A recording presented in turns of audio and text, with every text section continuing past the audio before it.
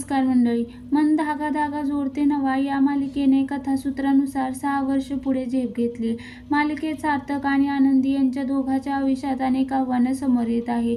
आनंदी निघून गेली, त्याला 6 वर्ष लोटून गेली. आता तरी तुझ्या पुढच्या आयुष्याचा विचार कर, असं सार्थकच्या घरातले त्याला वारंवार समजवतात. निदान स्वतःसाठी नाही तर घरच्यांच्या समाधानासाठी सार्थक सुखदाशी लग्न करायला होकार देतो. या सगळ्या पार्श्वभूमीवर आता मालिकेत नवा ट्विस्ट आलेला पाहायला मिळत आहे. मालिकेच्या उद्याच्या भागात आनंदी आणि सार्थकची भेट होणार असल्याचं पाहायला मिळतंय. या व्हिडिओत सार्थक आनंदीला सोडून जाण्याबद्दल जाब विचारतो. रडवलेल्या आवाजात सार्थक आनंदीला म्हणतो, कुठं होता इतकी वर्ष? का मला न सांगता निघून गेला?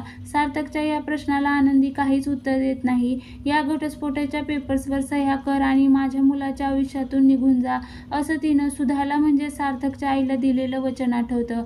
त्यानंतर मनावर दगड ठेवून आनंदी सार्थकला सांगते, आता मी तुमची आनंदी नाही तर यांची कल्याणी झाली आहे. या सगळ्यावर काय बोलावं हे सार्थकला कळत नाही.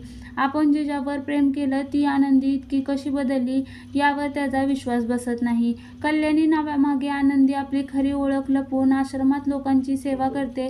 भूतकाळातल्या आनंदीला मागे सारत कल्याणी नव्या आयुष्याची सुरुवात करते खरी, पण परिस्थिती अशी काही समोर येते की कल्याणी खरी आनंदी आहे हे समोर येतं. 6 वर्षाच्या काळात सार्थक आणि आनंदीच्या आयुष्यातील परिस्थिती बदलत गेली, मात्र बदललं नाही त्या दोघांमधलं प्रेम.